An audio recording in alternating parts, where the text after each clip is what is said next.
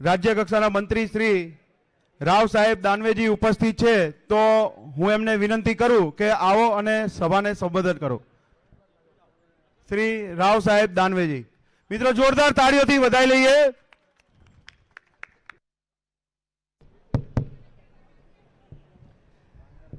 बोलो भारत माता की।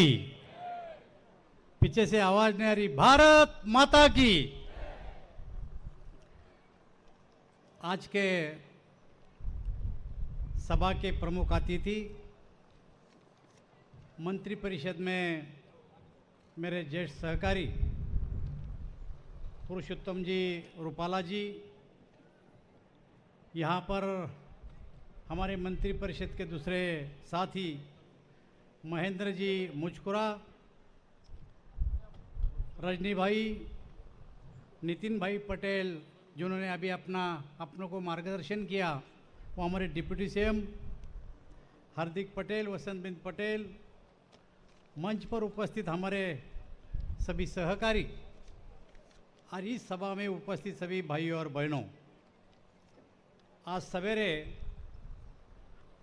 माता जी का दर्शन लेकर ये यात्रा की शुरुआत अपने राष्ट्रीय अध्यक्ष जेपी नड्डा जी द्वारा शुरुआत की गई और इस यात्रा का उद्देश्य जो अभी पटेल साहब ने आपको बताया, और सवेरे मुझे एक पत्रकार ने भी पूछा कि भारतीय जनता पार्टी को ये यात्रा निकालने की जरूरत क्यों पड़ी। मुझे ऐसा लगता है कि भारतीय जनता पार्टी तो ये यात्रा निकल रही है, लेकिन 27 साल से इस गुजरात में हमारी सरकार है। ये 27 साल में हमारे सरकार ने क्या काम किया, ये काम लोगों के सामने रखने के लिए ये यात्रा का एक बहुत बड़ा उपयोग होने वाला है।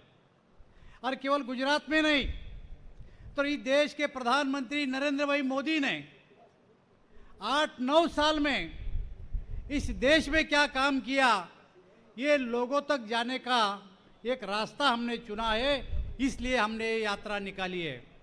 अब सब जानते भाई और बहनों, 2014 में जब नरेंद्र भाई मोदी पहली बार इस देश के प्रधानमंत्री बने और उनका पहला लोकसभा में भाषण था, उस भाषण में अमित भाई ने बोला, मोदी जी ने बोला कि ये मेरी सरकार ये गरीबों के लिए समर्पित है। इस देश में गरीब है, इस गरीबों के लिए मेरी सरकार काम करेगी। और आप देखते होंगे कि 8 साल में मोदी जी ने एक गरीब कल्याण का एजेंडा बनाया और वो एजेंडे के तहत इस देश का जो आखिरी आदमी है, उस आखिरी आदमी तक हमारी योजनाएं पहुंचाने का काम किया। आप जानते हैं इस देश में 2011 के जनसंख्या के अनुसार 125 करोड़ जनसंख्या है और उस जनसंख्या में 80 करोड़ लोग गरीबी के रेखा के नीचे है।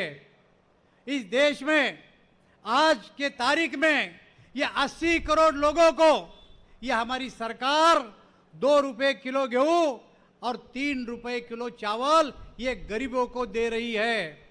मित्रों, मैं आपको समझाना चाहता हूं, मैं फूड मिनिस्टर था, लेकिन 2 रुपए किलो गेहूं, 3 रुपए किलो चावल ये कोई बाजार में नहीं मिलते। हम 24 रुपए किलो का गेहूं खरीदते थे और आपसे 2 रुपए लेते थे।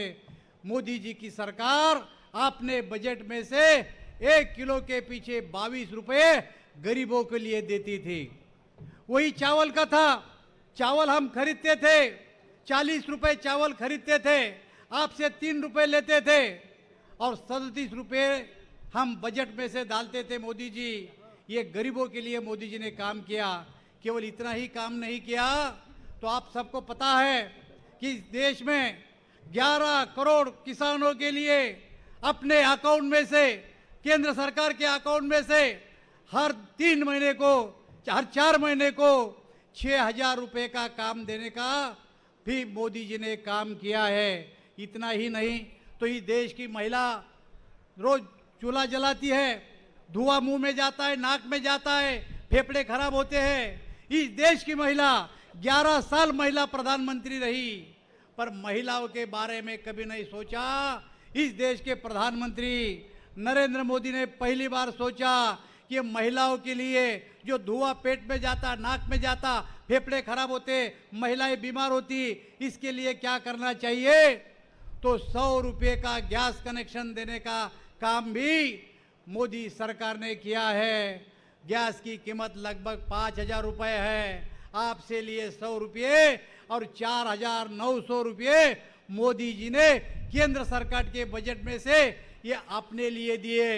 मित्रों, इसका मतलब ये होता है कि इस देश में जितने गरीब है, उस देश के गरीबों के लिए मोदी जी की सरकार गत 8-9 साल से काम कर रही है। और इसी कारण से इस देश की जनता मोदी जी के पीछे है। लेकिन कुछ लोग आ रहे बाहर से, वो बोलते बिजली मुफ्त देंगे, पानी मुफ्त देंगे, हमको वोट दो। मैं आपको बताना चाहता हूं कि बिजली पानी देने से इस गुजरात की जनता उनको वोट नहीं देंगी।